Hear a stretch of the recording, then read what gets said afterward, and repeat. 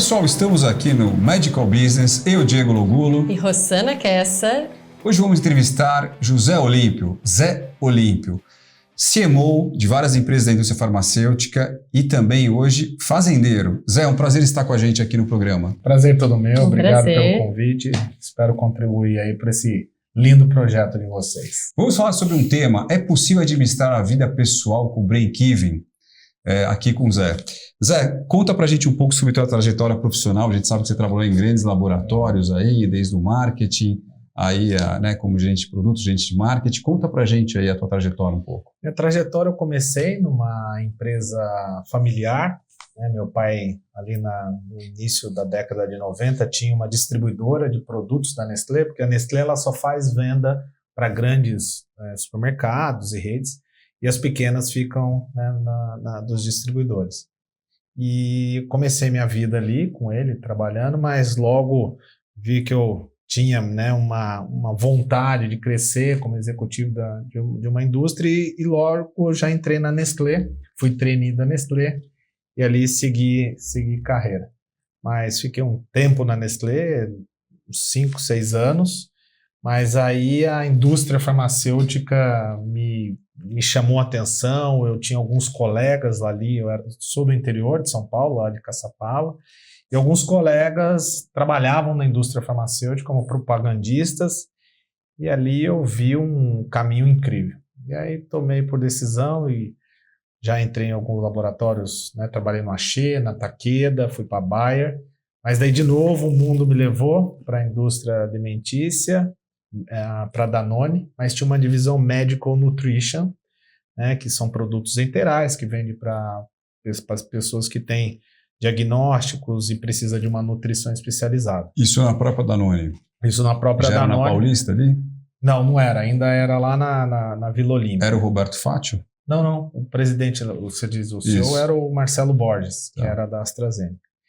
E ali segui carreira de novo, mas de novo uma indústria farmacêutica me chamou, o Grupo Reumers, que é um grupo argentino, fiz mais 7 anos lá, e depois na pandemia quis dar uma mudança de vida e depois eu conto um pouco mais. Maravilha. José, e qual foi tua principal dificuldade que você encontrou em equilibrar sua vida pessoal e profissional?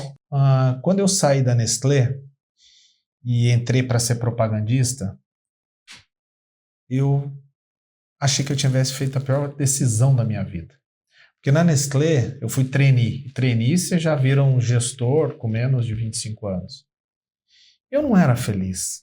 Eu nunca consegui fazer nada na minha vida que não me fizesse feliz. Porque eu acho que sucesso profissional é quando não é cargo, não é salário, não é dinheiro. Para mim, sucesso profissional é quando você acorda e não sabe se vai trabalhar ou se divertir. Sabe aquele tesão que você tem de fazer uma mala para ir pescar, no meu caso, que eu adoro fazer pesca submarina?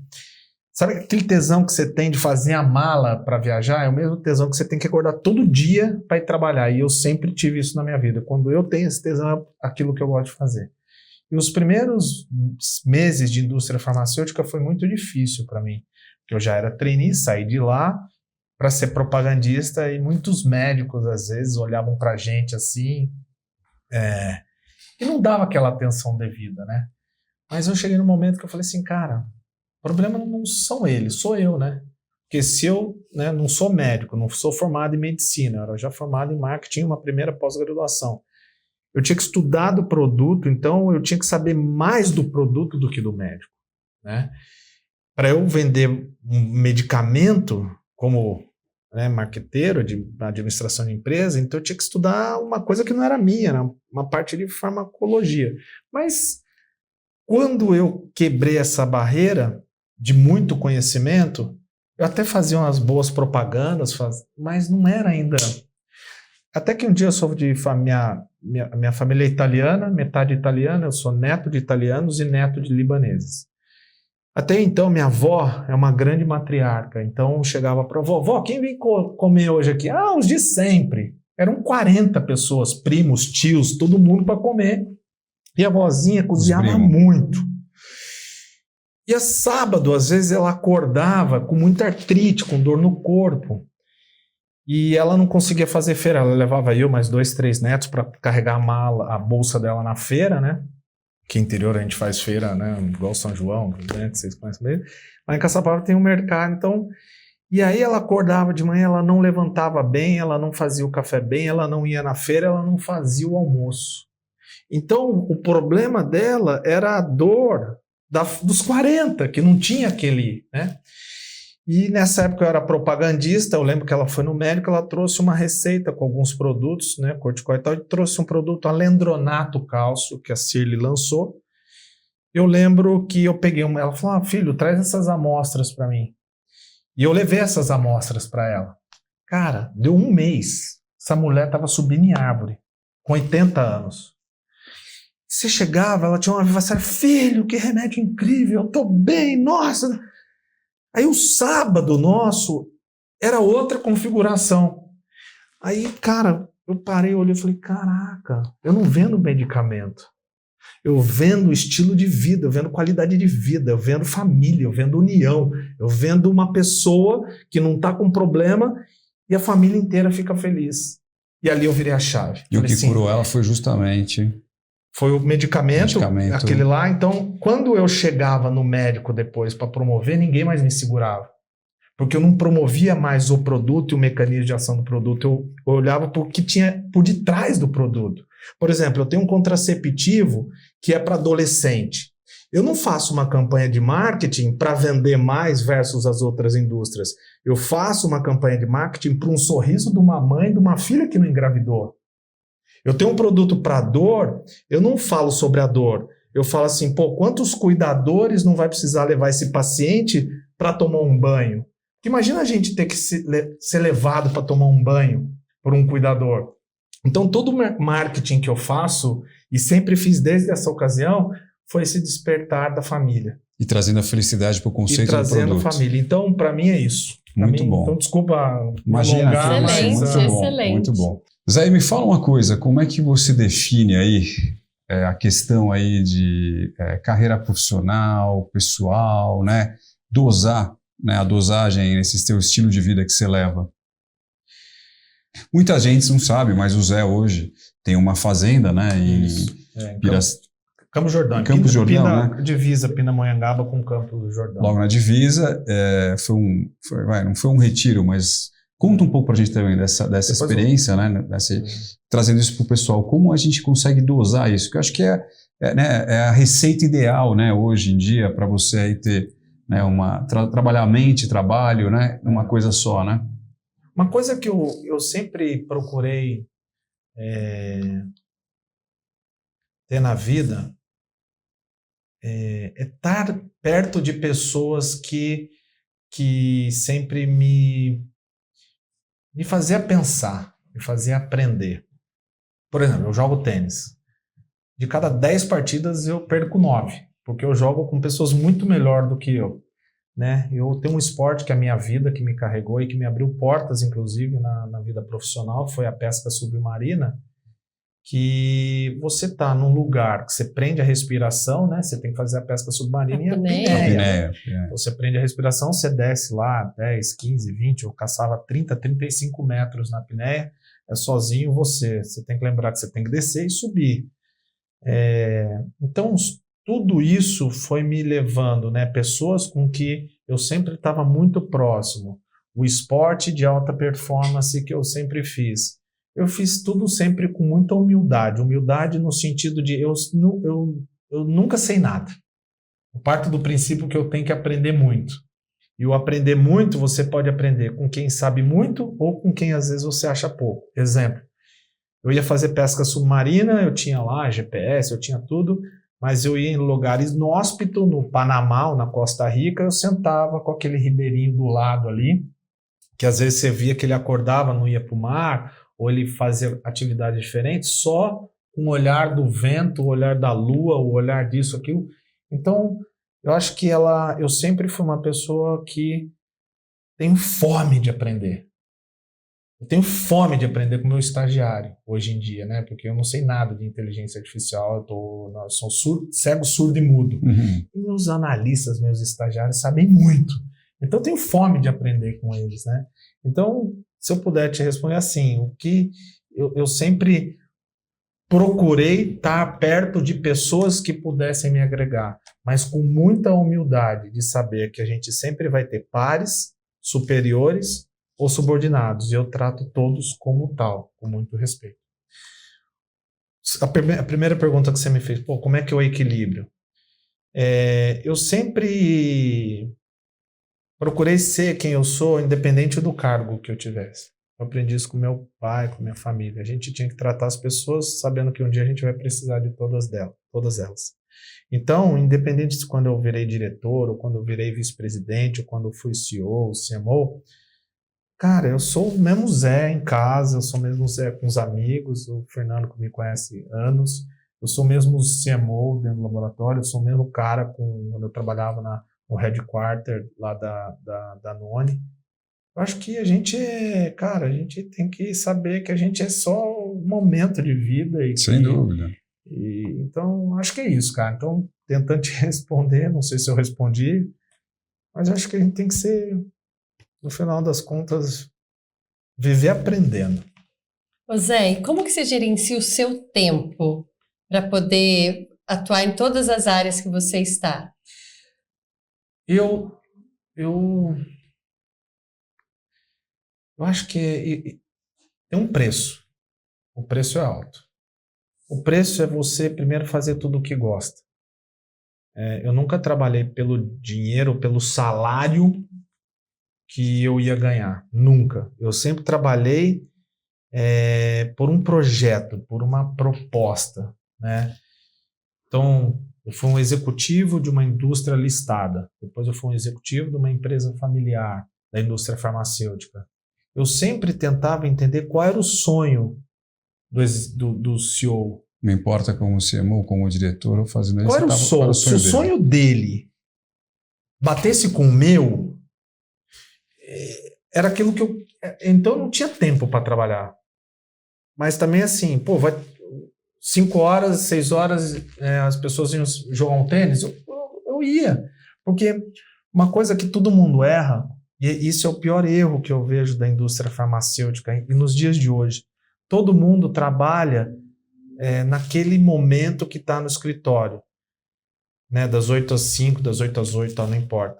Eu acho que a nossa cabeça não pode parar de trabalhar por aquele grande projeto. Então hoje eu trabalho numa indústria farmacêutica familiar que chama Arezzi Pharma, da família Marx, do seu Jander Marx, Fernando, Fabrício e Lívia e Dona Fábio. Hoje eu trabalho para eles, né? O sonho é muito parecido. Eu não trabalho das 8 às 5, eu trabalho todo santo dia, toda hora. Eu acordo às vezes domingo pensando numa estratégia. Então, se eu puder te responder, eu acho que assim, está muito mais atrelado àquilo que te move, né? Eu acho que as pessoas erram nesse caso, né? Porque elas usam o trabalho só para aquele ganho e depois deixa a vida paralela. Assim. Que volta ao que você havia falado em trabalhar com prazer. Então, você não sabe o que é o trabalho, o que é o descanso, a diversão. Exato. É uma coisa só. Sexta-feira, às vezes eu não trabalho. Às vezes eu estou na fazenda. Eu tinha que estar trabalhando, mas eu já passei a orientação para o time sabe que eu estou na fazenda, o dono da empresa sabe também. Fernando, hoje eu não posso, eu vou na fazenda. Às vezes ele me liga, posso falar com ele? Cara, ele é o chefe do chefe, meu patrão. Liga às 10 da manhã e ele, Zé, posso falar um pouquinho com você? Eu falei, pode, Fernando. Aí outro dia eu estava lá, ele, pode, Fernando. Tinha uma vaca do meu lado. E eu falando com ele do lado aqui. Aí, Zé, tá ocupado. Eu falei, estão aqui vacinando as vacas, tal, não sei o quê. E aquilo lá, só que eu tava lá ajudando os funcionários da vacina, mas já tava pensando lá no projeto, entende? Esse aglomerar de tesão pelo que você tem. Então, cara, hoje, infelizmente, eu tenho que dormir 5 horas por dia. Faz muito bem, tem que ouvir o doutor Léo, né? Se eu tivesse que viver acordado, fazendo, criando e acontecendo. Esse equilíbrio aí, esse equilíbrio entre o emocional, o profissional e esse tesão, você acha que as empresas estão contribuindo isso hoje com os funcionários? Você falou que a indústria farmacêutica ela é um pouco dura e rígida nisso. Como é que você vê isso hoje, do ponto de vista de gestão? Eu vejo que nós, latinos, principalmente o Brasil, a gente foi criado no sistema extrativista. Eu trabalhei em empresas nórdicas, eu trabalhei em empresas israelenses, eu trabalhei em empresas americanas e vários. O que eu sinto é a gente tem um pensamento do extrativismo. Então, a gente faz para extrair, e a gente não tem o pensamento do construir junto. Eu vejo muito isso aí. Eu trabalhei anos na BIC, que eles tinham chefes dinamarqueses. O pensamento deles é diferente, eles têm qualidade de vida, eles respeitam o time, eles respeitam, né, os horários. Então, eu acho que essa pergunta que você me fez, ela tem que pensar em locais diferentes, trazendo para o Brasil. Nós, brasileiros, como a gente é criado no extrativismo e na supervisão, eu preciso supervisionar o que eu estou fazendo, eu preciso supervisionar o que você está... Então, isso tudo faz com que as pessoas, na maioria das vezes, perdeu ao longo do tempo essa autonomia de fazer por algo. Sim. Então, eu acho que esse perder, não sei se eu estou conseguindo te explicar, eu acho que o mais importante hoje, a pior mentira é aquela que a gente conta pra gente mesmo. Exato. Então, falar essa geração X, essa geração, o que é isso? A gente não existe isso, é a pessoa... Cara, qual é o sonho? Qual é o seu desejo? O que você quer pra sua vida? O que você quer daqui 5 anos? O que você quer daqui 10, daqui 15, daqui 20? Conversar, olhar no olho, puta, eu quero isso. E às vezes você vê que é só uma adequação de expectativa que as coisas fluem. Sem dúvida. Então, inclusive, todo mundo fala, faixa etária, geração X, G, Y e tal. Cara, tá todo mundo blocando para tentar explicar o básico. Conversa. O que você quer? Qual o seu desejo? Imagina, uma baita de uma fisioterapeuta tá aqui fazendo uma outra trabalho, né? Então, eu acho que eu aposto muito nisso. O entendimento claro das pessoas, o que querem e o que pode ser oferecido. E como que a tecnologia impacta o gerenciamento da vida profissional e pessoal? Isso é uma das coisas hoje que me pega, porque... Você é o cara do WhatsApp ligado, você é o cara de 500 grupos de WhatsApp. Eu sou o cara de 500, eu sou o cara que eu acho que eu tô até doente com isso já. Eu acho que chega a ser quase uma doença, porque eu tô conectado toda hora e tô deixando às vezes passar o básico. Eu tô me sentindo nisso. Tanto é que eu tô com uma hérnia na C6, C7, esse bobear, acho que é por conta da cabeça baixar. Eu acho que veio para prejudicar, cara. O WhatsApp, sinceramente, ele não veio para facilitar. Ele veio para prejudicar. Porque quando você pegava as relações pessoais e até pegar no telefone e resolver, tudo se resolvia. Às vezes você passa um WhatsApp esperando que o outro abra ao longo do dia, ou você manda um áudio. Eu vou ser muito sincero, ele não veio para ajudar, não está me ajudando, eu não sei como eu saio disso. É um dilema difícil, né? É um dilema difícil, mas bem assim, difícil. Sinceramente, não ajuda. Zé, e falando nessa coisa de ser difícil, como é que você vê esse ambiente aí do mundo empresarial, do break-even, de você ter que bater as metas, né? Como é que você enxerga isso em cima das organizações todas aí com uma geração que prioriza aí, em primeiro lugar isso, até esquecendo um pouco o lado do bem-estar, né? Eu falo de novo a você, grande empresário, o dono da empresa, o CEO, cuidado com o extrativismo, porque diferente do consumo, né, lá atrás da troca de espelhinho com o pau-brasil ou com ouro, a gente está fazendo quase igual àquela época, porque a gente é uma busca incessante por longos, grandes resultados, sem pensar na perspectiva o quanto a gente está usando as pessoas e não pensando através delas. Eu participo de um grupo chamado Despertare, que é com grandes nomes, Alexandre Fialho, Júlio Pina, Moisés da Cirelas. E graças a Deus, nosso grupo, né, tem muitas pessoas grandes envolvidas, né, empresas enormes envolvidas, e a gente hoje tem uma cúpula que está nessa conversa. Que bacana, que bom que as pessoas, os C-levels estão pensando nisso hoje, que acho que isso impacta, enfim, no final vai resultar na economia como um todo aí, né, Zé? E E aí, no teu dilema, né, e você me contando aqui, obviamente que tua percepção pessoal já fez te acordar para um outro lado. E aí você foi para esse teu lado da fazenda, né? Como Isso. você falou, a tua terapia ali. Você está na loucura, obviamente, do dia a dia do business, mas você está ali também com o teu tirar leite da vaca, a produção da tua cachaça, que a gente vai falar um pouco sobre ela depois. Está ali também te fazendo uma terapia, de certa forma, e te aliviando um outro lado, né? Acredito eu.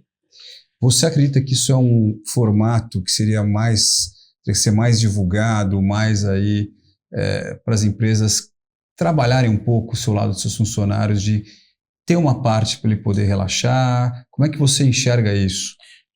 Eu acredito que isso é assim, ó, se eu for pensar, de novo, por isso o recado para muitos CEOs, que tem CEOs e tem C-level, tem empresários fazendo muito bem feito, pensando nas pessoas. Na qualidade de vida das pessoas. Qualidade de vida Não das importa o que você vai pessoas. fazer, se você me entregar, você pode estar em qualquer lugar e está tudo certo.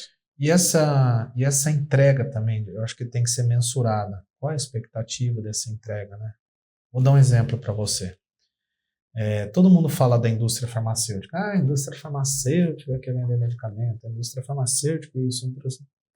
Cara, a indústria farmacêutica ela é linda do ponto de vista do quanto se gasta hoje em pesquisa e desenvolvimento real para você lançar uma cura de alguma coisa. Claro, como todos os negócios e como todos os segmentos e como todas as ONGs e meio político, tem exceções. Tem gente que faz certo e tem gente que não está com vontade de fazer o certo. A indústria farmacêutica é uma indústria incrível. Para vocês terem ideia, quase 10% de tudo que a gente investe em marketing é amostra. E a amostra sempre vai chegar na mão de algum paciente. Aí todo mundo fala, a indústria compra médico. Não compra médico. A indústria farmacêutica, ela vai vender para o médico conhecimento. Cabe ele ver os produtos que a gente está vendendo. Sim, e ele é o tomador de decisão. Voltando para a pergunta que você falou da qualidade de vida. De novo, a pior mentira é aquela que a gente conta para a gente mesmo. A gente tem que trabalhar para a gente pagar a conta. Eu errei muito, porque eu ganhava 10, eu gastava 10. Eu ganhava 20, eu gastava 20. Eu ganhava 30, eu gastava 30. Eu ganhava 40, eu gastava 40. Eu ganhava 80, eu gastava 80. Isso é errado. Eu errei. E eu só percebi isso no meio da pandemia, quando eu não estava trabalhando. O caminho que a empresa estava seguindo, a qual eu estava como vice-presidente, não era o caminho que eu achava que era o melhor para mim. Então eu tomei a decisão ali de sair. E foi uma das melhores coisas que eu vi da minha vida. Porque quando eu passei a não ganhar o mesmo salário que eu tinha, eu comecei a olhar quanto eu preciso realmente para viver. O quanto realmente custa, sabe? Às vezes um prato... Eu sou muito amigo do Alex Atala, muito amigo mesmo, pescamos junto há trocentos anos. Você é amigo do Alex Atala. Pô, o Alex é um cara muito simples, assim, né? Um cara maravilhoso. Pô, às vezes eu vou no Dom comer com ele, que ele me chama, às vezes tá por aqui, vai. Pô, mas eu como com o mesmo prazer o prato da pensão da tia Sônia que fica do lado ali, entende? Sem entende a Sim. proposta de valor das coisas? Então, eu acho que, cara, não existe certo e errado, não existe CEO certo e errado, não existe clima certo e errado, né? Existe nós que podemos tomar a rédea da decisão da nossa vida, o que eu quero para mim, e eu trabalhar em cima disso. Como que eu vou operar assim? Como que eu vou fazer? Como que eu não vou viver com 80, eu vou viver com 30? Como eu vou viver com 80 gastando 30? Entende? Eu acho que a gente às vezes põe a culpa muito do outro lado, sendo que a gente tem que fazer esse raciocínio de vida. A gente que tem que prestar atenção, independente. E se a gente não tem condição, que procure do lado, converse com alguém um pouco mais experiente ou não. Então, assim, a indústria farmacêutica, ela não pressiona, assim, no modo geral. Eu acho que nós que temos que olhar, todas as indústrias, nós que temos que olhar o que a gente quer. Ô Zé, conta pra gente essa história. Eu e a Rossana queremos saber sobre a Fazenda Mainô. De onde surgiu isso? Cara, eu sou criado no interior, cresci no interior, criado em Caçapava, né? Até eu tenho um grande amigo da indústria farmacêutica, o Márcio Fontão, e ele é de São João da Boa Vista. Opa. Aí o Márcio falava assim, pô, Caçapava é pequenininho. Aí eu falava assim, pô, Caçapava é maior que São João da Boa Vista. São João tem... Quantos habitantes tem em São João? Ele falou 85. Aí em Caçapava tem 86. Aí a gente foi, ele falou, então vamos fazer uma aposta.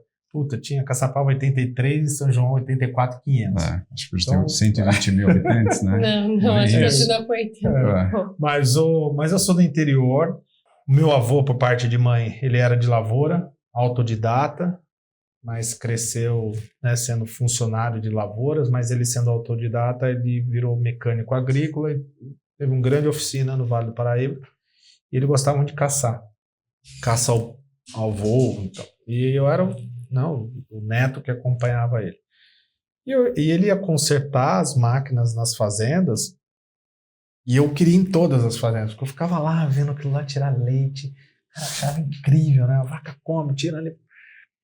E eu falava, um dia eu vou ser fazendeiro, um dia eu vou ter uma fazenda. Mal sabia o que tá, né? Quanto era, porque fazenda você herda, você não compra, né? E quem compra... Cara, e no meio da pandemia, quando eu saí do penúltimo laboratório que eu tava, eu saí em finalzinho de 2019, no meio da pandemia, né, me separei também da mãe das minhas filhas. Falei assim, cara, eu vou realizar meu sonho, eu vou comprar um sítio com o único objetivo, o sítio tem que se pagar, independente. E eu respeito todas as religiões, sabe, cara? Eu respeito muito, muito. Eu sou um cara que eu respeito, mas eu... Você é católico? Hoje eu sou espírito, vamos dizer, eu sou espiritualizado, vamos dizer assim, Tá, porque eu ando um pouquinho em todas, né? Mas as religiões espíritas é a que eu mais estou estudando. Sim. E a que mais faz sentido. Eu fiz um sabático de 25 dias em Moçambique, uma aldeia lá que eu fui cuidar das crianças lá, e lá mudou uma das coisas que mudou minha vida. E aí você comprou lá o sítiozinho. Cara, então falando de religião, aquilo lá foi me emprestado. Se eu puder te falar assim, porque eu casei a hora certa, com o momento certo, com tudo. Então foi me emprestado por Deus. E quando eu abri a porteira, quando eu comprei, fechei negócio, eu senti que aquilo lá tinha que ser visto por maior número de pessoas possíveis, tomar um banho de cachoeira de água Me mineral. falou que tem algumas nascentes lá, conta pra gente. São 14 nascentes, 10 de água mineral. 14 nascentes, 10 de água mineral, olha só. 2 cachoeiras de água mineral, então você fica lá embaixo, mano. Cara, então eu não estava trabalhando nessa época, falei assim, já eu vou voltar para a indústria farmacêutica, eu tenho um tesão de trabalhar na indústria, vender medicamento e tal. E ali eu comprei com esse objetivo, né? Eu não esperei chegar nos meus 65 ou 60 para comprar. Com 45 anos eu peguei tudo que eu tinha, todas as economias, mais uma casa que eu tinha em Alphaville, e troquei tudo lá. E ali eu vim criando um ecossistema de cura através da natureza. Cura através da natureza. Descreve isso melhor pra gente. Cara, eu acho que assim, a gente que é da indústria farmacêutica, tem muitos passos antes de você chegar num medicamento que você tem que pensar. Como é que está o seu cognitivo? Como é que está a sua postura? Como é que está a sua alimentação? Né? Como é que era a sua hereditariedade? Porque hoje você tem, né, os 3 pilares do que a gente vai ser: hereditariedade, estilo de vida e nutrição. Hereditariedade é só 20 e poucos %, os 80% é estilo de vida e nutrição. Então você tem que olhar por todo esse aspecto para depois ir para o medicamento. Eu posso falar isso, porque eu vendo medicamento. Qualquer outro que é da natureza fala, isso aí não presta. Não, medicamento cura. Mas antes você tem que ir para trás. Você tem que olhar a sua postura, você tem que pegar uma fisioterapeuta top e falar, cara, como é que está a sua condução de hérnia? Então, ali, eu me senti, não regredindo, mas voltando a um aspecto da nossa natureza. A melhor alimentação, o caminhar, o aprender com o tempo. Porque o tempo da natureza não é o nosso tempo. O crescer de uma árvore, o crescer de uma plantação para dar alimentação para um gado é outro tempo. Então eu comecei a fazer um paralelo do tempo real da natureza com o tempo que a gente quer para as coisas. E ali começou em um número de amigos e mais amigos e mais amigos e mais amigos, gente, virou amigos de um fora. business, um mindfulness. E virou um business, um grande business. Aí Sim. as pessoas, pô, Zé, eu quero ir pra fazenda. Gente, às vezes eu tenho amigos que têm helicóptero. Onde você vai? Eu falei, eu vou pra fazenda. Posso ir lá? Eu falei, caraca, o cara pode ir pra qualquer lugar do planeta. E ele vai lá, tá, até eu fiz um campo lá no meio do morro, não tem ponto nada, mas eu fiz um descampado lá, eles pousam lá. Eles querem ficar lá de chinelo, em shorts e camiseta. E aí eu fui percebendo isso. E falei, cara, eu preciso trazer as pessoas para cá, mas para ter o mesmo sentido da vida que eu tô tendo. Né? Porque quando eu tô na fazenda, não é que eu tô lá, paz e amor, meditando. Não, eu tô com a cabeça 24 horas por dia pensando na Arese. Mas com muito mais energia. Entende isso? Se você não tivesse lá, você não ia rodar tanto como, né? Exato. E o mais legal, hoje eu estou num laboratório que é difícil também. Eles respeitam isso, mas também é que eu entrego muito mais do que o normal. Então, voltando, eu acho que as pessoas elas têm que ter esse resgate, cara, dos pilares básicos de uma alimentação, de uma postura, né, de entender que o tempo de Deus, o tempo da natureza não é o nosso tempo. Não adianta, a natureza não dá saltos. E às vezes a gente quer dar saltos. Então, se eu puder te falar, eu acho que a Fazenda Mainô me trouxe isso.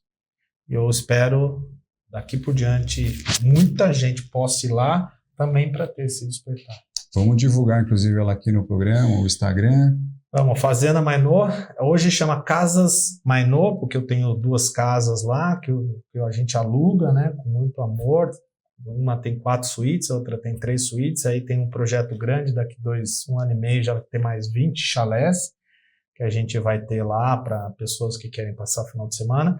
E a gente também tem lá algumas parcerias grandes, né, com, por exemplo, o Dr. Marcelo De Marzo, que é o titular da cadeira de qualidade de vida da Unifesp, e a gente faz eventos de mindfulness lá, faz encontros muito inteligentes, assim, que a gente busca esse conhecimento, essa troca através das pessoas, e temos, por incrível que pareça, ajudado muita gente, mesmo pessoas, às vezes, tem pessoas que chegam na fazenda com resposta para tudo. E elas vão embora de lá sem a certeza de nada. Olha e só. a nossa conquista, muitas das vezes, é essa, né? Queremos conhecer, né? Queremos Luciana? conhecer, com certeza. Bom, Fazenda Mainô, por causa das suas filhas, né? Eu tenho uma filha, a Manuela, né? Que é Manô, e a outra chama Maia. E aí um dia eu lá pensando que nome que eu ponho na fazenda e tal.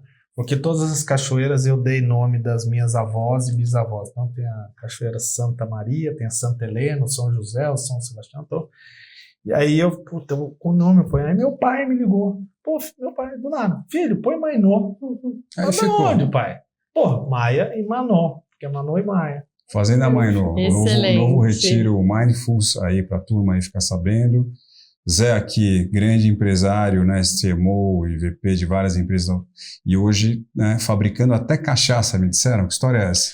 Cara, é outra história. Eu falo muito, né? Já deu pra perceber. Eu não posso acho que participar de podcast. Nunca vai dar certo podcast comigo, porque eu falo pra caramba. Meu bisavô, ele era de lavoura. E ele adorava cachaça. E ele plantava a cana dele em Jacareí. Ele tinha uma lavoura muito grande ali no retorno de Jacareí. E ele plantava a cana dele, ele colhia, ele raspava, ele fazia o caldo de cana e ele fazia a cachaça dele. Só que era para o consumo próprio dele. O Pedro Pelógio. Deus tem um homem incrível. Tinha receita também? Tinha receita, exatamente. E aí, isso passou para o meu avô, que passou para os tios e tal, e eu, na vida de executivo, eu nunca consegui fazer a cachaça, mas a minha família sempre... E o meu avô, que na verdade não era nem filho, era genro dele, que era o meu avô de lavoura, que consertava a máquina agrícola, ele comprava cachaça já de um alambique lá de Caçapava, do Antenor. Meu avô era meio alquimista, então ele misturava com ervas, com raízes, com plantas, com frutas. Então tinha mais de 450 tipos de cachaça que ele fazia os destilado dele, e depois só misturava. E eu, desde pequeno, 5, 6 anos, eu ajudava ele nisso aí. Então quando eu comprei a fazenda, eu falei assim, pô, eu vou eu vou retomar o histórico da cachaça. E aí nessas minhas andanças, eu não gosto, não bebo vinho, não bebo cerveja, nada, que eu passo meio mal. Mas a cachaça e Campari são duas bebidas que eu gosto. Em cachaçinha eu tomo assim, e a gente que é de cachaça é um negócio interessante. Pô, tô desde os 5, 6 anos, né, provando, não que eu tomava cachaça com 5 anos, mas assim, mas a gente vai aprendendo. Então você me dá uma cachaça hoje com 5 anos envelhecida, 10, 20, eu sei. Isso é assim. Eu falei, cara, e eu vou levar essa arte pra fazenda. E aí nas andanças pelo Brasil, um dia um amigo falou, pô, Zé, você gosta de cachaça? Tem um alambique lá em Salinas. E eu tava fazendo, né, um congresso lá em Minas Gerais, e aí fui. E, cara, eu tomei a cachaça lá do trem de Minas e remeteu a cachaça do meu bisavô. E aí quando eu comprei a fazenda, eu falei, o senhor me dá um pouquinho? Então eu comprei 50 litros. Levei pra fazenda, pra família. Não deu um mês. Aí comprei mais 100. Aí foi mais uns 2, 3 meses. Aí todo mundo ia lá, dá um pouquinho, né? É o bichinho de empreendedorismo. E aí, com a alquimia da fazenda, porque ela tem uma mistura de semente de umburana, tem umas engenharias do avô lá. E eu misturei lá, só que eu fiz em larga escala. Resumindo, aí bateu o empreendedorismo, aí cheguei nessa produção dele lá, né? Tinha uma longa produção. Eu falei assim, eu compro a produção do senhor por tantos anos e o senhor só faz para mim? Ele, tá bom. E fiz isso, cara, para testar. Porque eu falei, mal eu não vou deixar ele, porque ele vai vender para mim, com o meu salário do ano, parte eu vou... Só sei, cara, que eu botei lá um barril de 200, 2, 3, não sei o que, aí hoje eu tenho lá uma compra de uma cachaça dele, que já vem envelhecida com uns 7, 8 anos, eu envelheço mais 1, 2, engarrafo e vendo. Aonde você vende, Zé? Boca a boca dos amigos. Hoje eu vendo 350 litros por mês, mas no boca a boca. Me manda 10, me manda... Cachaça do Zé, Cachaça Mainô. Maravilha. E aí eu tenho ela envelhecida há 10 anos, tem uma outra que chama Mainô Honey, que é com 8 anos com e mel, e tem a que a gente chama a cachaça branca para caipirinha, que essa aí explodiu. E aí botei em vários restaurantes do Rio de Janeiro, que eu moro lá, né? E aí só no boca a boca todo mundo já sabe, ô Zé, quero cachaça. E outra coisa que eu fiz também, eu não quero vender em lugar nenhum. Compra comigo na Mainô, me liga e tal, eu mando, porque é um jeito de eu interagir, sabe? Assim, manda 10. E eu dou uma sacaneada também, porque todo mundo me pede cachaça e eu vou vendendo. Acabou a cachaça, eu não vou fazer. Eu não faço cachaça. Zé, quero. Quando eu sinto um termômetro de umas 2, 3 semanas que tem muita gente pedindo, eu invaso 300, vendo os 300. Vendedor de lote de cachaça, olha lá, quem comprou o primeiro lote se dá bem. Impressionante que a gente aprende aqui com o Zé. Zé, a gente tem uma pergunta aqui no final do programa, né, Rossana? Sim. Que é uma pergunta, sim, clássica, né? Mas para você, eu vou te falar, vai ser difícil fazer essa pergunta, mas eu acho que você vai ter uma resposta.